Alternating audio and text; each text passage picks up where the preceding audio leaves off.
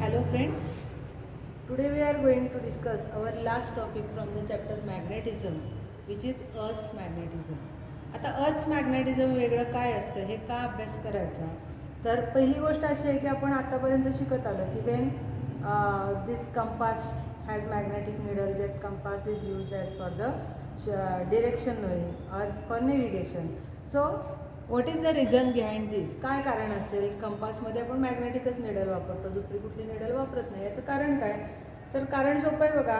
If you hand such a bar magnet freely in the air, it remains steady in the direction showing north and south. Where I am standing in front of me is east, backward is west, south and north.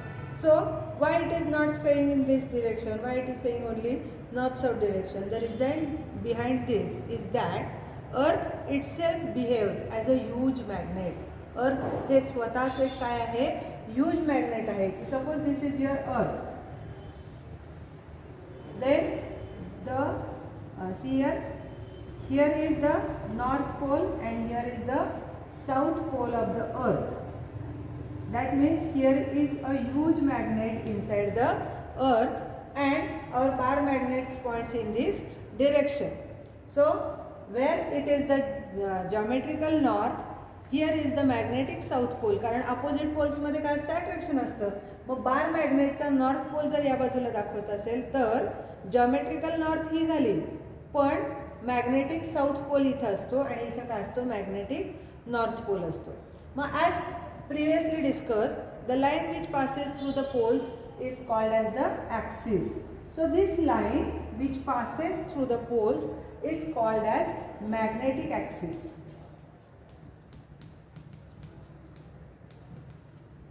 But geometrically you see here upward end and here is the downward pole. So geometrical poles are this and this is called as geometrical axis.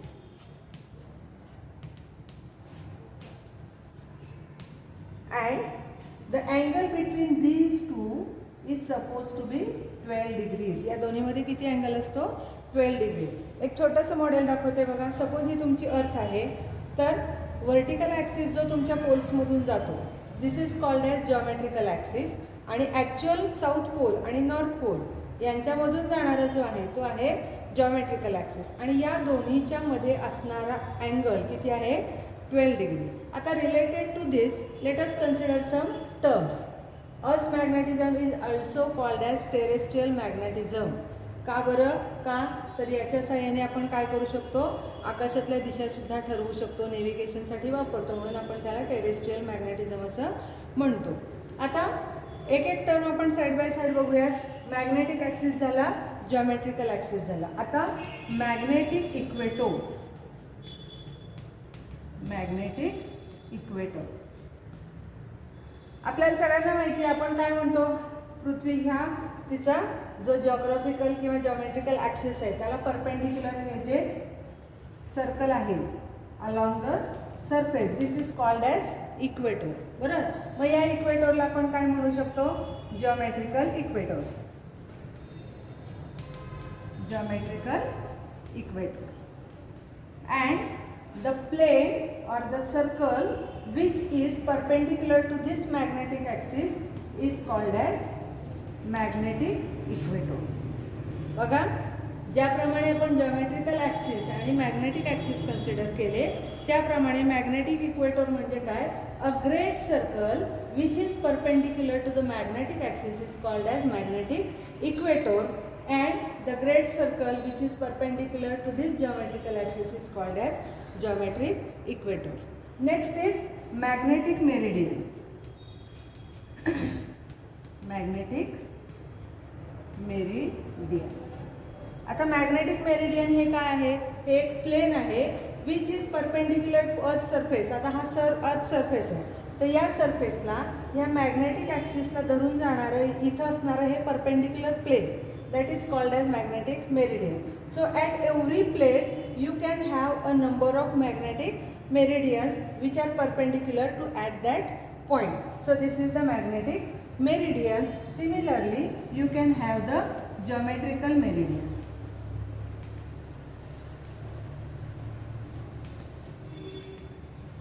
What is geometrical meridian? The plane which is perpendicular to this, which passes through this geometrical axis and perpendicular to the earth surface. आता हा आपला geometrical axis आहे, तर या ॲक्सिसला include करणारा आणि सरफेसला perpendicular असणारा हे प्लेन. Got it? तर हा प्लेन म्हणजे काय आहे तुमचा जॉमेट्रिकल मेरिडियन. आता यानंतर पुढचा जो क्वेश्चन आहे तो आहे magnetic declination. Magnetic declination. Now see here, this is geometrical meridian and this is your magnetic meridian. So angle between the geometrical meridian and magnetic meridian is called as magnetic declination. तुम्ही हे एक plain या ठिकाणी काढलं आणि याच ठिकाणी geometrical axisला जाणारं हे एक प्लेन काढलं, तर हे प्लेन आणि हे प्लेन यांच्यातला अँगल त्या ठिकाणी जो असतो that is called as magnetic declination. And this angle varies from surface to surface. इथं हा सरफेस आहे, हा इकडं मॅग्नेटिक ॲक्सिस आहे. मग आता इथं आणि इथं काय झालं, डिक्लिनेशन तुमचं बदललं. इथं हा आहे आणि मॅग्नेटिक ॲक्सिस या बाजूला आहे, परत तुमचा अँगल बदलत गेला. So this angle varies from place to place and it is called as magnetic declination. नाव नेक्स्ट इज मॅग्नेटिक डीप किंवा angle of dip. Angle of dip. आता ज्या वेळेला तुम्ही हे बार मॅग्नेट असं सस्पेंड करता त्यावेळेला ते एक्झॅक्टली हॉरिझॉन्टल राहत नाही. You can observe. See, this is tilted somehow. This tilted angle with the horizontal is called as angle of dip. बघा, लक्षात येते का? जेव्हा तुम्ही हा बार मॅग्नेट हॉरिझॉन्टली प्लेस करता त्यावेळेला तो थोडासा टिल्ट झालेला आहे आणि मग हा जो अँगल आहे with the horizontal is called as angle of deep. Secondly, also you can consider if this magnet, okay, this magnet is pivoted such that it can rotate a vertical direction. हा काय होत असणार, vertical direction मध्ये rotate होऊ शकतो. मग ज्याप्रमाणे तुम्ही हॉरिझॉन्टली हँग केल्यानंतर तो स्टेबल राहतो नॉर्थ साऊथला, तसा हा काय करणार आहे तर कुठल्या तरी एका अँगलला असा स्टेबल राहील. हा स्टेबल राहताना या ठिकाणी जे अर्थचं मॅग्नेटिक फील्ड आहे हॉरिझॉन्टल डायरेक्शनमध्ये BH, त्याच्याशी या मॅग्नेटने केलेला अँगल, इथं हे हॉरिझॉन्टल, सपोज हे हॉरिझॉन्टल BH आहे, तर याच्याशी या मॅग्नेटिक निडलने केलेला हा अँगल ज्याला आपण फाय म्हणतो, this angle is called as angle of dip and it is also varying from place to place. So did you got all the terms related to the terrestrial magnetism? Firstly, you should note that actual pole and magnetic poles are different or they are apart some little distance from each other. So the axis which passes through the actual geometrical poles are called as geometrical axis. The magnetic axis is the axis which passes through the north and south pole. The angle between these two is 12 degrees. The plane or the circle which is perpendicular to magnetic axis is called as geometrical equator. The circle which is perpendicular to this magnetic axis is called as magnetic equator. The plane which passes through the geometrical axis and perpendicular to the surface is called as geometrical meridian, and the plane which is passing through the magnetic axis and perpendicular to the earth surface is called as magnetic meridian. The angle between these two planes, magnetic meridian and geometrical meridian, at particular place is called as magnetic declination, and the angle made by the magnetic needle with the horizontal is called as the angle of dip. Now let us consider Earth's magnetic field.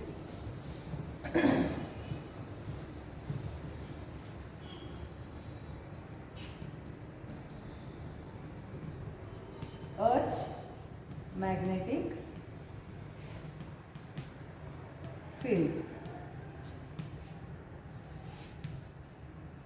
See here, magnetic force experienced by a pole of unit strength is called as Earth's magnetic field B at a particular place. Now, this magnetic field at a particular place can be resolved in two directions, one along the horizontal and one along the vertical. If this B makes the angle, suppose phi, with the horizontal, then the horizontal component is BH cos of phi. Sorry, and this vertical component here is BV cos of phi, and this is the resultant magnetic field along which your needle aligns. Now the resultant of these two can be obtained as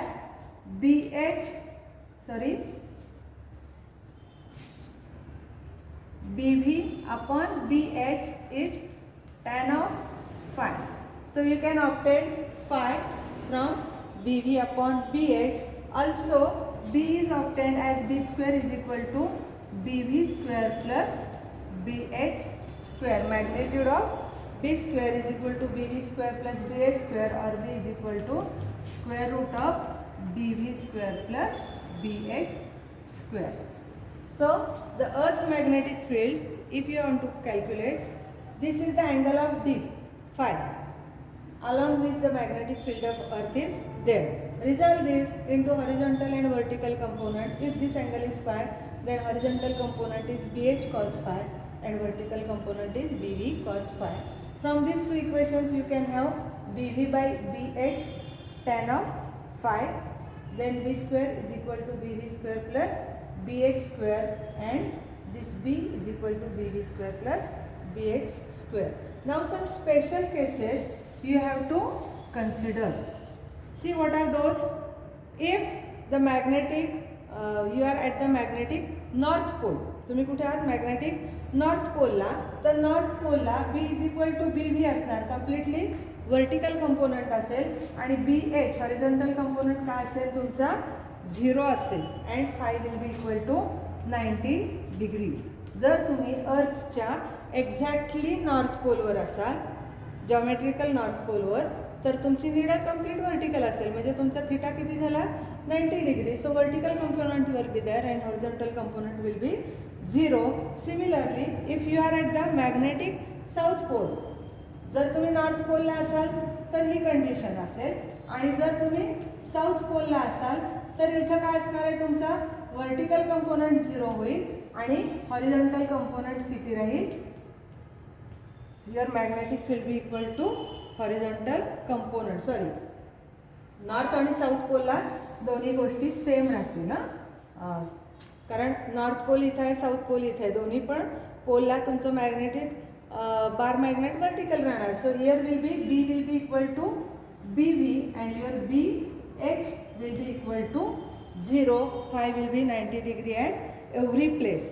आणि जर तुम्ही magnetic मेरिडियनला असाल, या magnetic मेरिडियनला असाल, आता इथं तुमचा angle काय असणार आहे? कॉस थिटा 0 असेल. So horizontal component B will be equal to only BH. आता तुम्ही या सर्कलला आहात, या सर्कलला असल्यानंतर तुमचं बार मॅग्नेट इथं वर्टिकल राहत होतं, आता या सर्कलला आल्यानंतर ते काय होणार आहे? त्याचा अँगल बदलेल आणि इथं फाय 0 होईल. फाय 0 झाला, वर्टिकल कंपोनंट 0 होईल, साइन ऑफ 0 आहे ना, BV sine theta sin phi. So vertical component will be 0 and the magnetic field will be along only horizontal direction. So in this way we have studied Earth's magnetism. I hope you have understand these terms. Again look in the book and consider such a small model in front of you so that you can differentiate this geometrical axis and magnetic axis. Okay, thank you.